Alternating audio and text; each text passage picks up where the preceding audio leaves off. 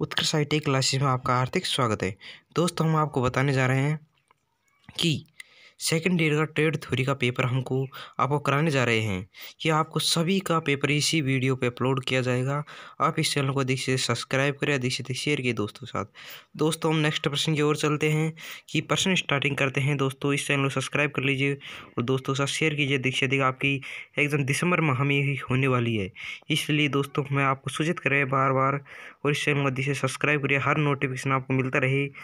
हमने trade theory का time table डाल दिया, उसे नहीं मिला हो तो इस चैनल को सब्सक्राइब करने के बाद डिस्क्रिप्शन लिंक में लिंक डाल दूंगा, उसमें देख लें दोस्तों। ठीक है दोस्तों, अगले नेक्स्ट प्रश्न की ओर चलते हैं दोस्तों। है ठीक है, आपके ऑप्शन आपकी स्क्रीन पे हैं। केयरफुली ऑप्शन पढ़िए और आंसर को जल्दी से कमेंट कीजिए। हालांकि बेसिक क्वेश्चन है और बहुत इजी क्वेश्चन है ना। तो अपन जानते हैं कि विद्युत ऊर्जा को प्रकाश ऊर्जा में बदल सकते हैं, है ना। बल्ब आप देखे होंगे। विद्युत ऊर्जा को चुंबकीय ऊर्जा में बदल सकते हैं, है ना। मैग्नेट मोटर में आपने देखा ही होगा। विद्युत को रासायनिक ऊर्जा में भी बदला जा सकता है ना। आपने सेल वगैरह या फिर विद्युत अपघटन की क्रिया आपने पढ़ा ही होगा। तो हम कह सकते हैं कि जो विद्युत ऊर्जा है वो प्रकाश ऊर्जा, चुंबकीय ऊर्जा और रासायनिक ऊर्जा तीनों में बदल सकती है। तो जो इसका आंसर होगा वो होगा ऑप्शन डी, उपयुक्त सभी। ठीक है, चलिए नेक्स्ट क्वेश्चन की ओर चलते हैं। क्वेश्चन है, गुरुत्वाकर्षण क्षेत्र से ऊर्जा से प्राप्त किए जाने वाली ऊर्जा है ना। ग्रेविटी जो रीजन होता है उससे जो एनर्जी प्राप्त होती है वो कौन सी है। आपके ऑप्शन आपके स्क्रीन पे हैं। अगर आप देखेंगे ग्रेविटी का रिलेशन अगर आप समझ जाएंगे तो आई थिंक ये वाले क्वेश्चन का आंसर बन जाएगा, है ना।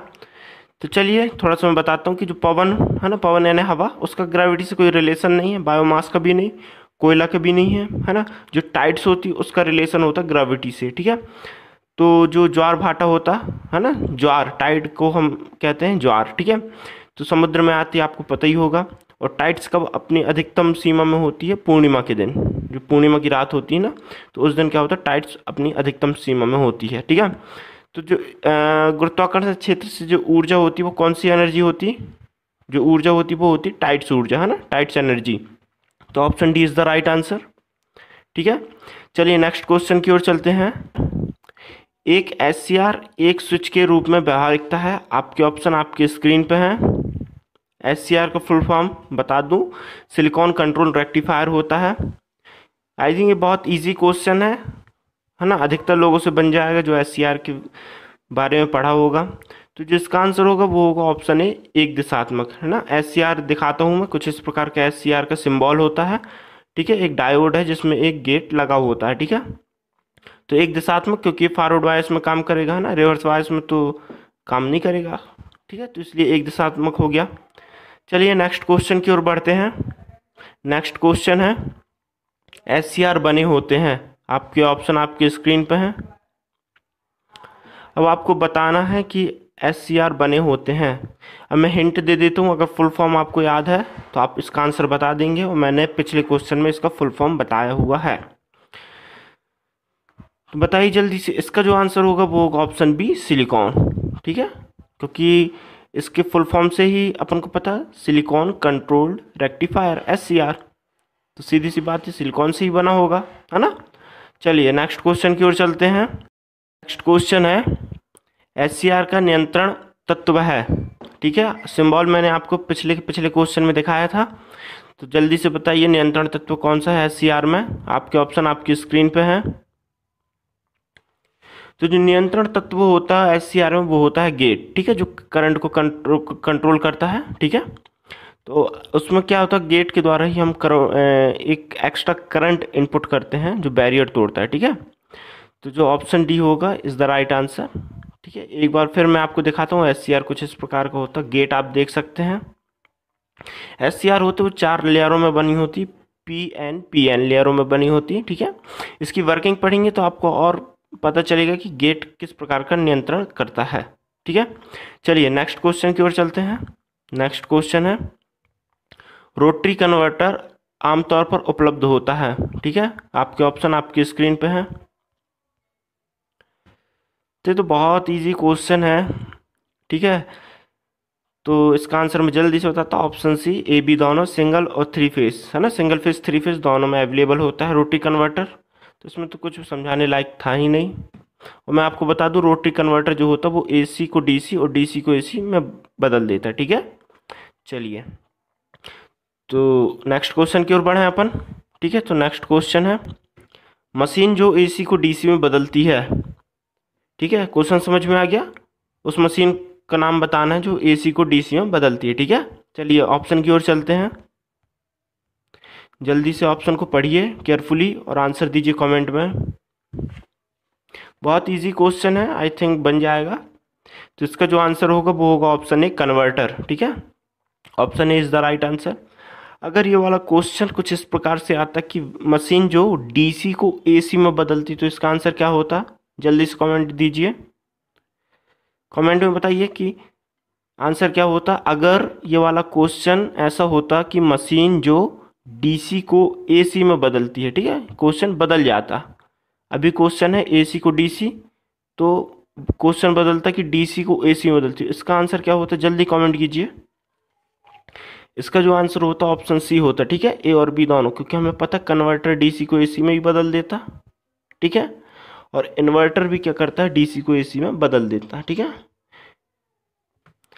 तो option C is the right answer हो जाता उसका। ठीक है, परंतु क्वेश्चन पूछा AC को DC, तो converter is the right answer. ठीक है, समझ में आ गया? कंफ्यूजन तो नहीं है? अगर कंफ्यूजन है तो कमेंट में जरूर बताइए कि क्या कंफ्यूजन है। ठीक है, उस कंफ्यूजन को दूर करने की कोशिश करेंगे अपन। चलिए नेक्स्ट क्वेश्चन की ओर चलते हैं। चलिए नेक्स्ट क्वेश्चन है, एक फुल वेव रेक्टिफायर में रिपल आवृत्ति बराबर होती है। ठीक है, रिपल फ्रिक्वेंसी बताना है आपको एक फुल वेव रेक्टिफायर में कितनी होती इनपुट के। तो आपके ऑप्शन आपकी स्क्रीन पे हैं, केयरफुली ऑप्शन पढ़िए और आंसर को जल्दी से कमेंट कीजिए। तो जो एक फुल वेव रेक्टिफायर में क्या होगी रिपल फ्रिक्वेंसी, वो होगी ऑप्शन ए। ठीक है, इनपुट की दुगनी होती है। ठीक है, तो option A is the right answer. चलिए देखते हैं किस प्रकार से दुगनी होती है। कुछ इस प्रकार आपको चित्र में दिख रहा है कि एक AC वेव है, फिर वो जाके फुल वेव हो गई है। ठीक है, तो क्या होता है जो AC वेव की एक साइकिल होती है, एक पॉजिटिव और नेगेटिव, तो उसमें 1 हर्ट्ज फ्रिक्वेंसी होती है। ठीक है, परंतु जब फुल वेव में जाती है तो क्या होता है कि जो AC की पॉजिटिव है वो तो पॉजिटिव रहती है, पर नेगेटिव भी पॉजिटिव हो जाती है। तो इसमें जो क्या होती है एक साइकिल में 2 हर्ट्ज फ्रिक्वेंसी हो जाती है। ठीक है, तो इस प्रकार से जब इनपुट 50 हर्ट्ज रहेगी तो वो आउटपुट फुल वेव रेक्टिफायर में कितना देगा, 100 हर्ट्ज। ठीक है, कभी कोई क्वेश्चन न्यूमेरिकली में भी पूछ लेता है कि अगर इनपुट फ्रिक्वेंसी 50 हर्ट्ज है तो फुल वेव रेक्टिफायर की आउटपुट रिपल फ्रिक्वेंसी कितनी होगी। ठीक है, तो ऐसा भी न्यूमेरिकल पूछ लेता कभी कभी। तो हमें पता है कि इनपुट की दुगनी होती है फुल वेव रेक्टिफायर में रिपल फ्रिक्वेंसी। ठीक है, तो याद रखिएगा। तो option A is the right answer. I think समझ में आ गया होगा। चलिए नेक्स्ट क्वेश्चन की ओर बढ़ते हैं अपन।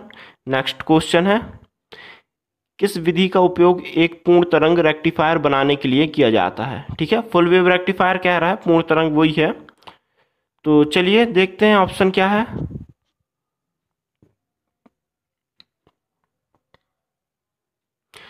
तो ऑप्शन को केयरफुली पढ़िए और आंसर जल्दी से दीजिए।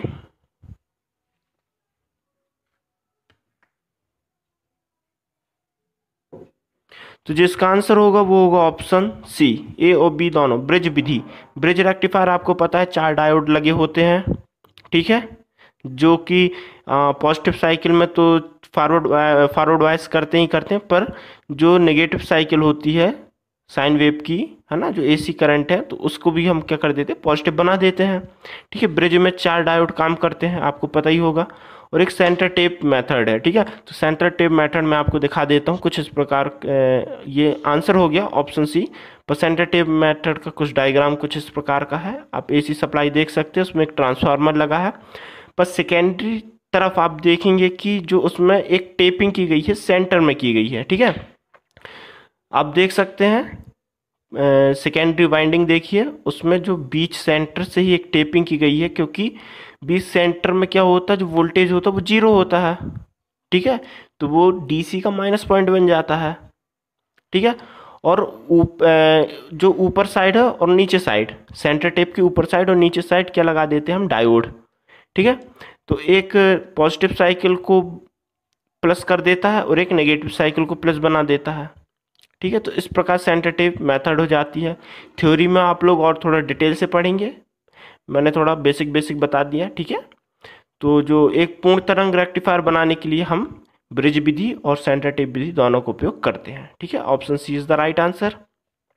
चलिए अब नेक्स्ट क्वेश्चन की ओर बढ़ते हैं अपन। ठीक है, तो नेक्स्ट क्वेश्चन है रेक्टिफिकेशन कितने प्रकार के होते हैं। बहुत इजी क्वेश्चन है। अरे आंसर शायद आ गया, कोई बात नहीं, पता ही था। तो रेक्टिफिकेशन क्या होता है, एक फुल वेव रेक्टिफिकेशन होता है और एक हाफ वेव रेक्टिफिकेशन, है ना। तो दो प्रकार के हो गए, किसी किसी बुक में 3 प्रकार का भी दिया रहता है। ठीक है, तो तीसरा जो प्रकार होता है वो होता है ब्रिज फुल वेव रेक्टिफिकेशन होता है। ठीक है, तो परंतु वही है जो कॉमन सी है, वो 2 टाइप होते हैं कॉमनली, है ना, एक फुल वेव रेक्टिफिकेशन और एक हाफ वेव रेक्टिफिकेशन। ठीक है, तो चलिए इसका आंसर हो गया ऑप्शन बी। अब देखते हैं नेक्स्ट क्वेश्चन क्या है। तो नेक्स्ट क्वेश्चन है 3 फेज इन्वर्टर में PWM स्विचिंग स्कीम का उपयोग किस लिए किया जाता है। PWM का फुल फॉर्म मैं बता दूं, पल्स विड्थ मॉड्यूलेशन होता है। ठीक है, जो पल्स की जो चौड़ाई होती है, जो उसकी टाइमिंग होती है, उसको मॉड्यूलेट करता है। ठीक है, PWM स्विच। ठीक है, तो चलिए ऑप्शन को देखते हैं। ऑप्शन में कुछ कलर है ना, बी और डी कुछ अलग कलर में आए हुए हैं, तो इसलिए मैंने अलग कलर किया है ताकि आपको ऑप्शंस पढ़ने में आसानी हो। ठीक है, तो जल्दी से ऑप्शन पढ़िए और जो आंसर होगा वो रेड कलर का हो जाएगा। ठीक है,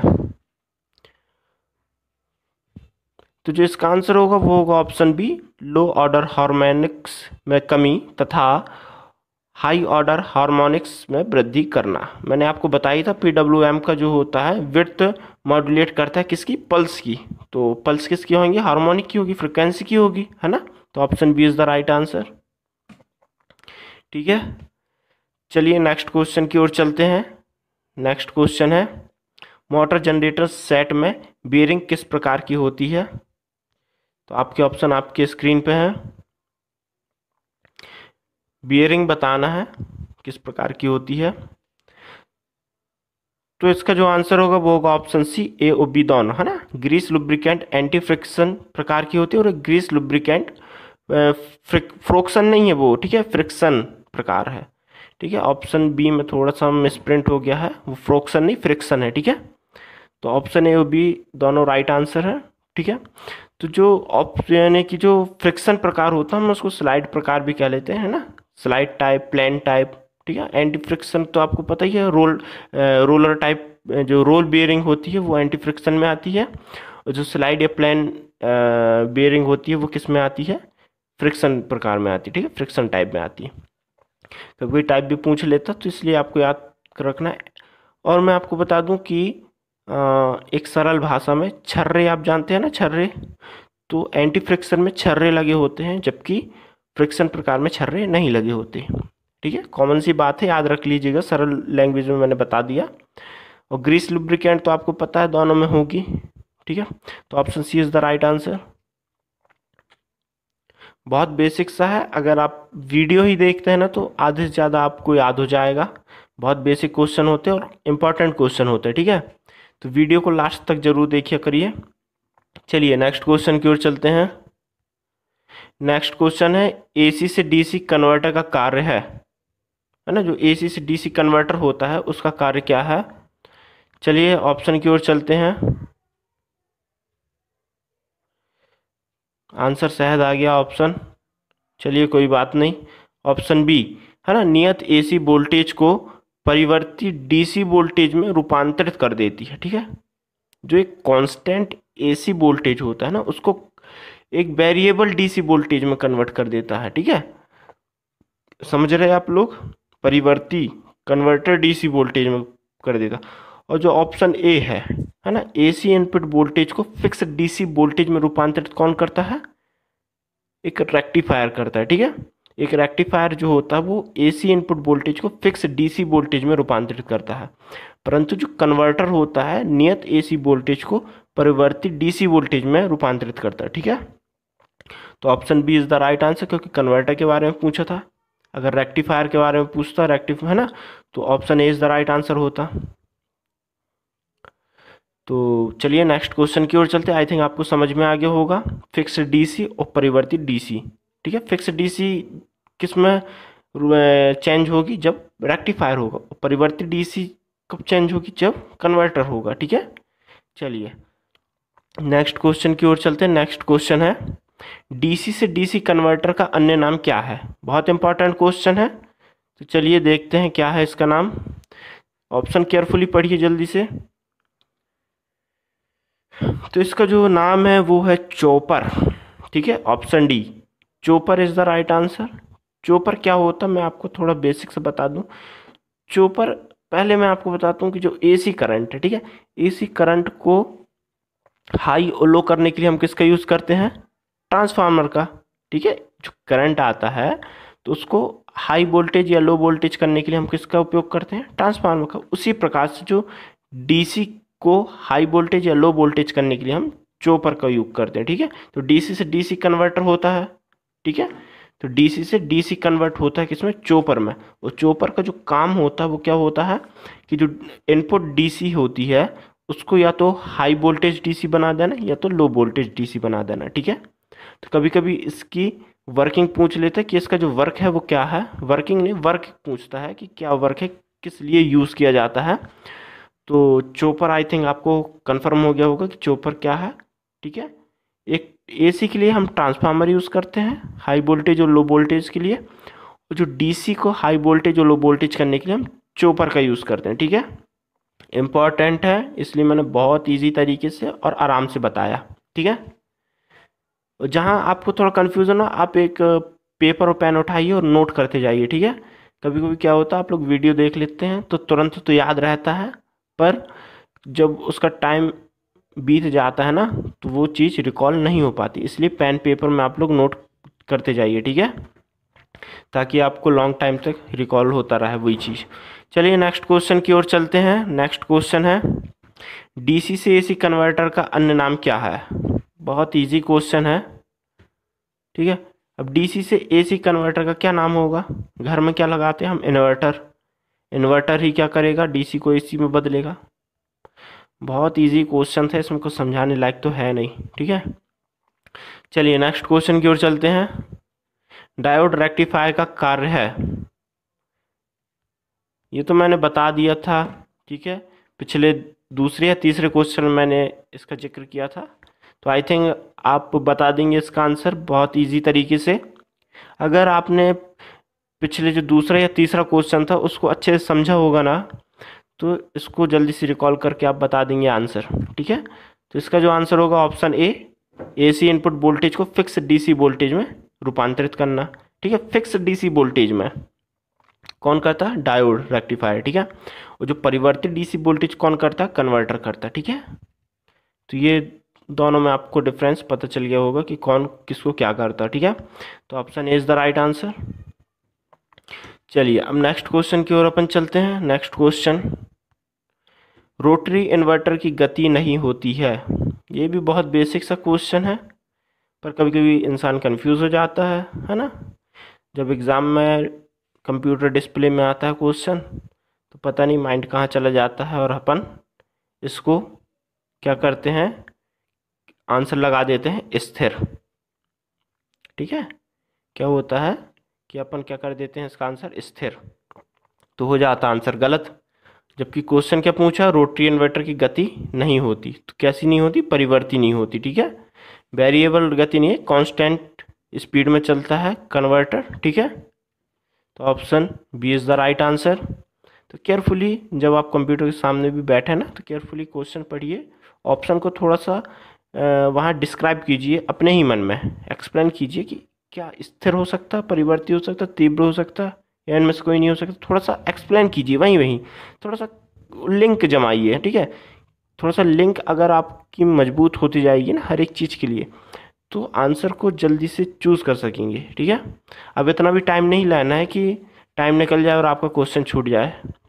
ठीक है, ये प्रैक्टिस से आता है। अगर आप डेली डेली प्रैक्टिस करते हैं, मॉक टेस्ट दीजिए। मॉक टेस्ट भी आजकल अवेलेबल है इंटरनेट में।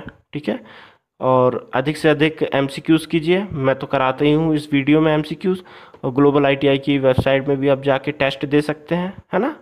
तो चलिए नेक्स्ट क्वेश्चन की ओर चलते हैं। नेक्स्ट क्वेश्चन है, मोटर जनरेटर सेट में fill in the blanks, motor fill in the blanks दिया हुआ है, जनरेटर से यांत्रिक रूप से जुड़ी होती है। ठीक है, क्वेश्चन आप लोग एक बार फिर पढ़ लीजिए।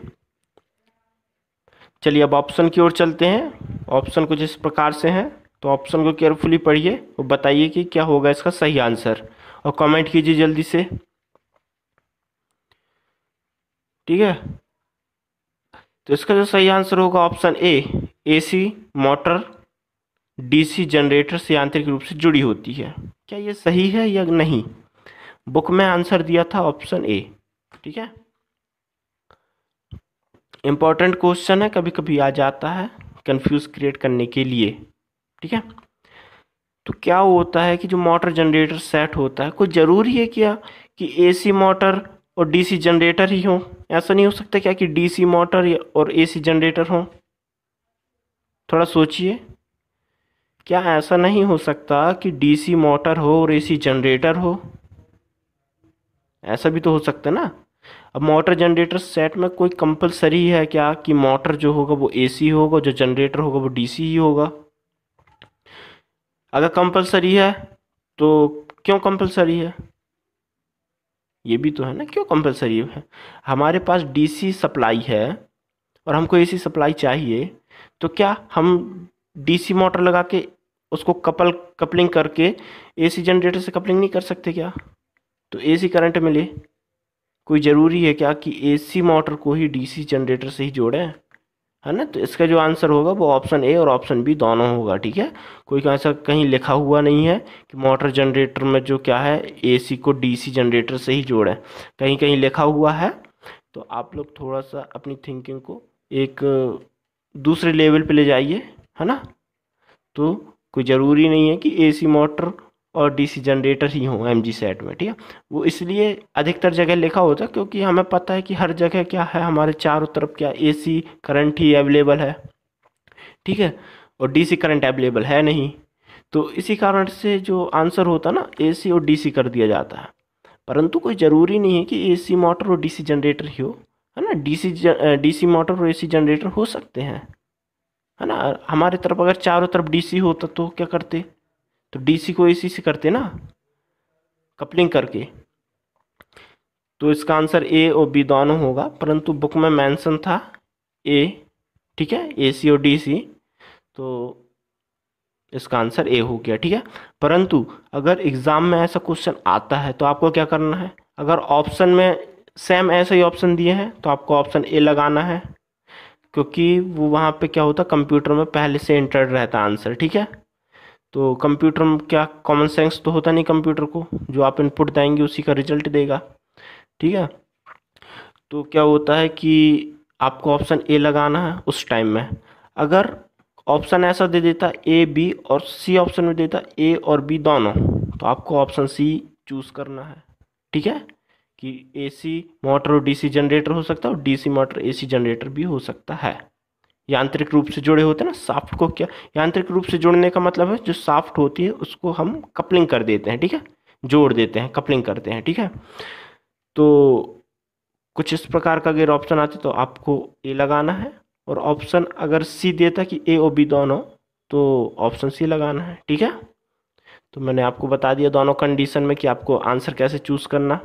चलिए, इसमें थोड़ा सा ज़्यादा टाइम लग गया, नेक्स्ट क्वेश्चन की ओर जल्दी से चलते हैं। एसी को डीसी में रूपांतरित करने के लिए कौन सी विधि प्रयोग में ली जाती है? आपके ऑप्शन आपकी स्क्रीन पर है, अब जल्दी से बताइए। एसी को डीसी में अपन को कन्वर्ट करना है तो कौन सी मेथड अपन यूज़ करेंगे,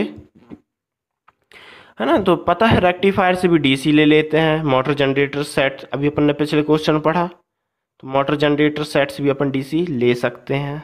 सकते क्या, लेते ही हैं, उसमें क्या। रोटी कन्वर्ट से भी लेते हैं, है ना।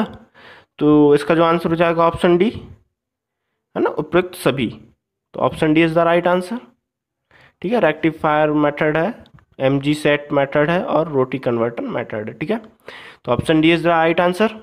चलिए नेक्स्ट क्वेश्चन की ओर चलते हैं। नेक्स्ट क्वेश्चन है संकेत की पहचान कीजिए। आपके सामने ये सिंबल है, बताना है किसका सिंबल है। आपके ऑप्शन आपकी स्क्रीन पे है। अगर शुरू से आपने वीडियो देखा होगा तो पता चल जाएगा कि ये किसका सिंबल है।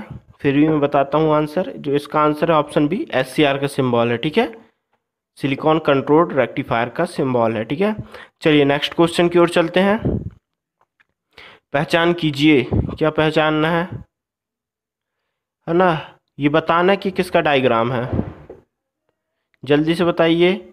अब मैं आपको ऑप्शन दे देता हूँ। ठीक है, केवल 2 ऑप्शन दूंगा।